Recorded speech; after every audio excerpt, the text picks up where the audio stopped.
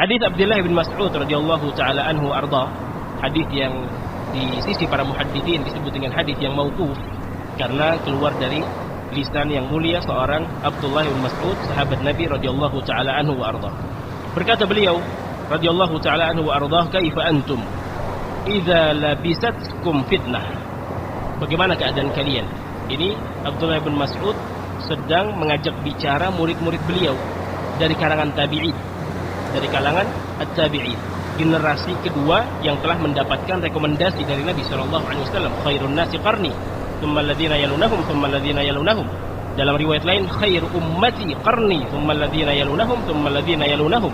Generasi yang terbaik pada umatku, generasi yang terbaik di tengah-tengah kalian adalah generasi sahabat, tabi'in, atba' tabi'in. Maka Abdullah bin Mas'ud menyampaikan hal ini kepada generasi tabi'in, murid dari beliau radhiyallahu taala anhu wa arda. Kaifa antum idza labisatkum fitnah? Apa yang akan kalian lakukan atau bagaimana keadaan kalian nanti di akhir zaman apabila bumi ini dipenuhi oleh Allah Subhanahu wa taala dengan fitnah, dengan perselisihan yang banyak, dengan fitnah. Yahrumu fihal kabir. Kondisi manusia ketika itu digambarkan oleh Ibnu Mas'ud radhiyallahu taala anhu wa arda, yahrumu fihal kabir. Dalam akhir kehidupan dunia tadi yang disebut dengan akhiruz zaman, zaman fitnah, orang-orang yang tua renta akan mengalami penyakit kepikunan, al-haram, mayoritas dari mereka, kecuali orang-orang yang diselamatkan oleh Allah Subhanahu wa taala dari kalangan para ulama. Dari kalangan para ulama, mereka lah yang disebutkan oleh Allah Azza wa Jalla, yarfa'illahu alladhina amanu minkum walladhina utul ilma darajat. Derajat mereka, kemuliaan mereka akan terus diangkat oleh Allah Subhanahu wa taala. Al-barakatu ma'a akabirikum. Keberkahan itu bersama ulama besar, ulama kibar di tengah-tengah kalian. Yang dimaksudkan oleh Ibnu Mas'ud adalah mayoritas dari para orang tua, para sesepuh. Mereka akan mengalami penyakit pikun pada akhir zaman tersebut. Wa yarbu fiha as-saghir, dan anak-anak kecil akan mulai bertambah dewasa. Yarbu dari kata ar-riba, yakni nasya'a, akan tambah dewasa. Anak-anak yang kecil tambah dewasa. Ini di akhir zaman. Wa yattakhidhuhan nasu sunnatan. Dalam dua sifat yang disebutkan oleh Ibnu Mas'ud, para orang tua, para sesepuh sudah banyak yang pikun, anak-anak kecil sudah banyak yang menjadi dewasa. Ada isyarah latifah di sana. Ada isyarah yasirah. Isyarat yang sangat tipis. Apa itu? Keadaan zaman fitnah ini tidak berlangsung 1 hari 2 hari selesai, 1 bulan 2 bulan selesai. Tidak. Kondisi anak-anak kecil akan bertambah dewasa. Berarti bertahun-tahun zaman fitnah ini akan kita alami. Bertahun-tahun zaman fitnah ini akan dialami oleh kaum muslimin, umat Nabi sallallahu alaihi wasallam. Bukan hanya sesaat. Panjang waktu zaman fitnah tersebut. Akhiruz zaman, jangan kita bayangkan hanya 1-2 hari atau bahkan 1-2 jam. Tidak. Yang namanya akhir zaman, dua sifat yang disebutkan oleh Ibnu Mas'ud. Para sesepuh telah banyak yang pikun, anak-anak banyak yang menjadi dewasa bertahun-tahun, bahkan berpuluh-puluh tahun. Ini zaman fitnah. Kondisi yang berikutnya kata beliau, yattakhidhuhan nasu sunnatan fa idza ghuyyirat qalu ghuyyiratis sunnah. Wa yattakhidhuha an-nasu sunnatan. Kebid'ahan akan dijadikan sebagai sunnah, sebagai ajaran yang mereka yakini, itulah yang bisa mendekatkan diri mereka kepada Allah Subhanahu wa taala. Itulah yang bisa menjadikan mereka sebagai ahlul jannah, penduduk surga Allah Azza wa Jalla.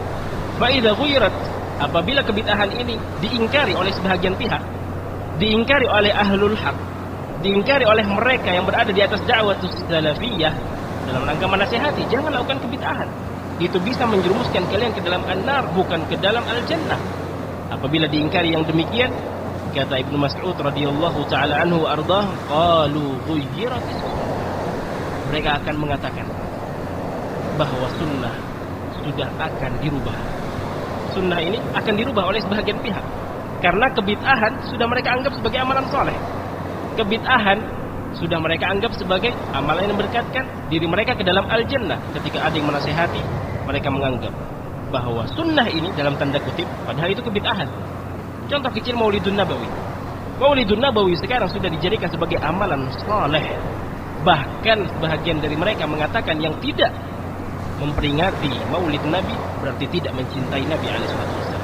Bukan bagian amalan soleh, bukan bagian dari sunnah. Sunnah mereka anggap itu adalah amalan yang besar, Padahal ajaran ini tidak pernah ada sama sekali di sisi Nabi alaihi salatu wassalam, di sisi para sahabat, di sisi para tabi'in, atba' tabi'in. Generasi emas tidak ada yang mengerjakan perayaan Maulid Nabi. Di zaman sekarang, yang tidak mengerjakan justru dianggap sebagai orang yang sesat. Yang tidak merayakan Maulid Nabi dianggap sebagai orang yang tidak mencintai Nabi alaihi salatu wassalam. Apa tidak terbalik keadaannya? Padahal dahulu zaman Rasul alaihi salatu wassalam, yang tidak merayakan Maulid Nabi lah yang berada di atas al-haq. Yang tidak merayakan Maulid Nabi lah yang berada di atas sunnah Nabi alaihi salatu wassalam. Akan tetapi di zaman kita sekarang terbalik. Inilah yang dimaksudkan oleh Abdullah ibn Mas'ud radhiyallahu taala anhu wa ardhah. Yattakhidhuhan nasu sunnatan, kebid'ahan dijadikan sebagai sunnah, fa idza ghuyyirat, apabila ingin dirubah sunnah tersebut diingkari oleh ahlul haq, mereka akan mengatakan ghuyyiratis sunnah. Sunnah ini akan dirubah oleh mereka. Kaum Wahabi yang tidak senang terhadap ziarah kubur, kata mereka. Yang tidak senang terhadap selawat kepada Nabi, kata mereka. Yang tidak senang terhadap perayaan-perayaan yang ada di sisi kaum muslimin. Semuanya kedustaan. Siapa yang mengharamkan ziarah kubur? Bahkan kita orang terdepan yang akan menziarahi kuburan kaum muslimin berdasarkan hadis Nabi SAW. Kuntu nahaitukum an ziyaratil kubur. Dahulu kami atau dahulu aku, kata Nabi SAW, nahaitukum, yang melarang kalian untuk berziarah ke kuburan kaum muslimin. Al-an fazuruha, sekarang silahkan kalian ziarahi. Bahkan kita mendapatkan sunnah dari Nabi SAW, ajaran dari beliau, apabila akan masuk ke ziarah kuburan muslimin, untuk berziarah ke kuburan kaum muslimin, kita disunnahkan untuk membaca doa. Assalamualaikum ahli diyar ila akhir doa. Apakah ini ada di sisi mereka? Apakah mereka mengamalkan doa tersebut? Belum lagi fitnah-fitnah, tuduhan-tuduhan dusta yang lainnya yang berasal dari itu, dari kaum Sufiyah. Belum lagi dari kaum Khawarij yang dianggap da'watus salafiyah, mereka-mereka yang berada di atas al-haq, sebagai penjilat pemerintah karena tidak berani mengingkari pemerintah. Karena tidak berani mengingkari pemerintahan yang berhukum dengan hukum taghut, kata mereka. Kaum Wahabi dianggap sebagai penjilat, tuduhan dusta. Kenapa disebut penjilat? Yang kita lakukan sunnah Nabi. Yang kita lakukan hadis beliau alaihi salatu wassalam. Alaikum bis-sam'i wat ta'ah, kata Rasul alaihi salatu wassalam. Wajib atas kalian untuk mendengar dan taat. Dari sisi mana menjilatnya, wahai kaum Khawarij? La haula wala quwwata illa billah. Berubah al-haq menjadi al-batil, al-batil menjadi al-haq. Sunnah menjadi bid'ah, bid'ah menjadi sunnah. Akhir zaman. Semoga Allah Subhanahu wa taala senantiasa menjaga kita dari dahsyatnya akhir zaman dan dahsyatnya fitnah yang terjadi di dalam dunia.